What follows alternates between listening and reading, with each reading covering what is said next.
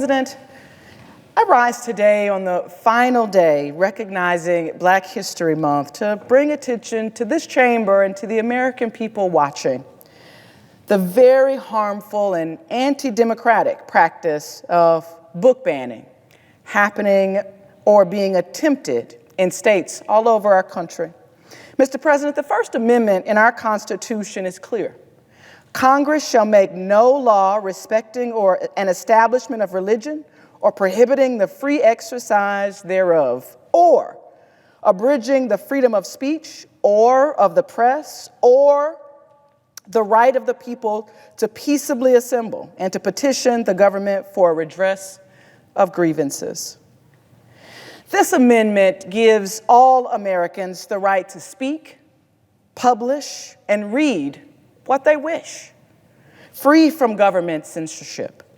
But a nationwide campaign in states like Florida and Texas, Utah, North Dakota, and even California has been deployed to limit our children's learning and enforce restrictions on one of our most fundamental freedoms. Right now, extremist politicians are working overtime to strip our nation's bookshelves of essential literature that help to tell the complete story of America, including the stories of great sacrifice, contribution, and pain of Black Americans. These include stories of struggle and triumph against hatred and bigotry. They recount efforts to reconcile the promise of American ideals with the reality of our most pervasive challenges. Authors who have long been recognized as chronicles of our nation's journey have been written off by lawmakers who seek to narrow the scope of what our children can learn about our history.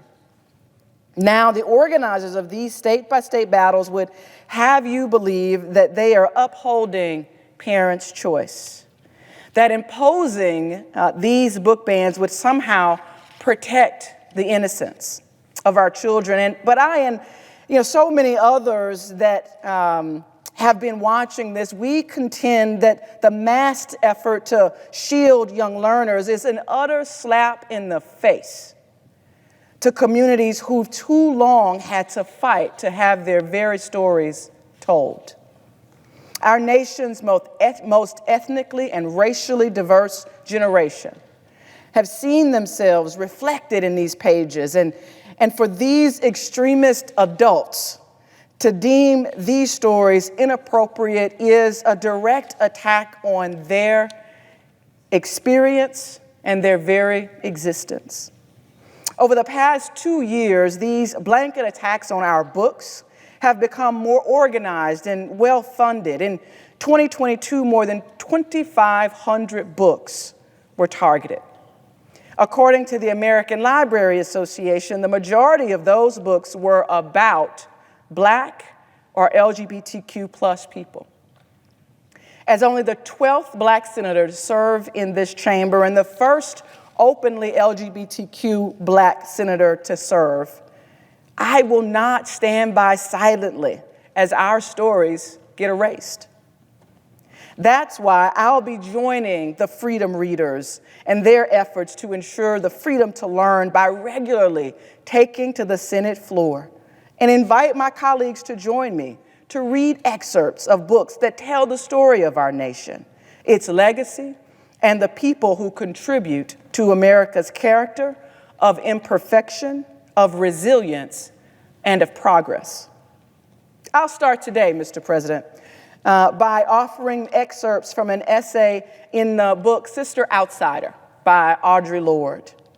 Anyone who's remotely familiar with Lorde's exceptional body of work can attest to her genius as a writer, a poet, a philosopher, and civil rights activist. Her book, Sister Outsider, is a collection of speeches and essays in which Ms. Lorde explores the questions surrounding race, identity, life, community, and meaning from her lens as a Black queer woman from Harlem. encouraging readers to do their own self-reflection and inviting them to draw new conclusions about the world around them, to speak and to take action.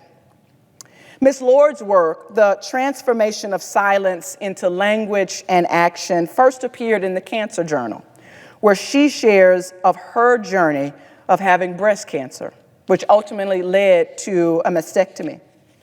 It reads in part, "In becoming forcibly and essentially aware of my mortality and of what I wished and wanted for my life, however short it may be, priorities and omissions became strongly etched in a merciless light, and what I most regretted were my silences. Of what had I ever been afraid of? To question or to speak, as I believed, could have meant pain or death. But we all hurt in so many different ways, all the time, and pain will either change or end. Death, on the other hand, is the final silence." And that might be coming quickly now, without regard for whether I have ever spoken what needed to be said or had only betrayed myself into small silences, while I planned someday to speak or waited for someone else's words. And I began to recognize a source of power within myself that comes from the knowledge that while it is most desirable not to be afraid, learning to put fear into perspective gave me great strength. She writes, "Within those weeks of acute fear came the knowledge, within the war we are all waging with the forces of death, subtle and otherwise, conscious or not, I'm not only a casualty, I am also a warrior. What are the words you do not yet have? What do you need to say? What are the tyrannies you swallow day by day and attempt to make your own until you will sicken and die of them still in silence? Perhaps for some of you here today, I am the face of one of your fears because I am a Black woman, because I am a lesbian, because I am myself a Black woman warrior poet doing work who has come to ask you, are you doing yours?"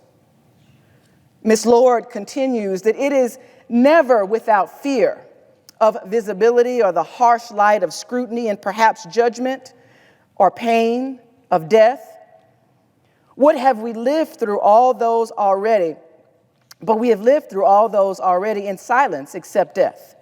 And I remind myself all the time now that if I were to be born mute or had maintained an oath of silence my whole life long for safety, I would still have suffered and I would still die.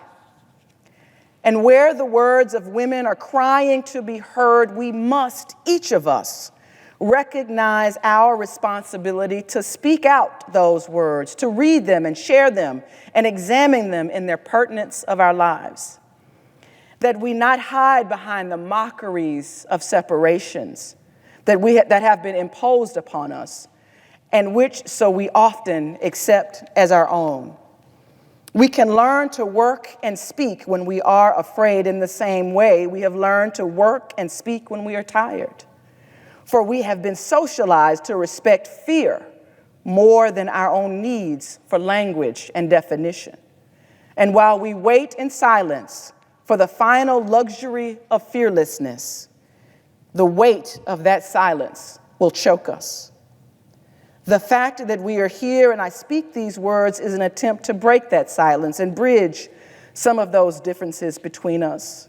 For it is not difference which immobilizes us, but silence. And there are so many silences to be broken. In closing, Mr. President, the writings of Ms. Lorde and the transformation of silence into language and action are not only a beautiful articulation examining the cost of being silent in the face of what could have been for her a terminal illness, she gives us an even better gift. She invites us to acknowledge our communities as well as our commonalities as well as our differences in order to give them voice and to deepen our understanding and expand the power of our words and turn those words into action. While Ms. Lorde first wrote and delivered this essay in 1977, I think we could all agree that it could easily have been written just yesterday. Shamefully enough, school administrators in Tennessee took steps to target this book and to issue educational gag orders with a goal to suppress hundreds of other stories from being told. Now, more than ever, Mr. President, we must heed Ms. Lorde's call to speak into the silence, to raise our voices and reject the intimidation of those who would have the history of our nation, the beauty of our differences, and the complexity of our humanity disappear from generations of learners to come. I invite all my colleagues to join me as freedom readers to challenge those who attempt to undermine our history and uplift the diversity of our stories against the attacks to erase them. Thank you, Mr. President. I yield the floor.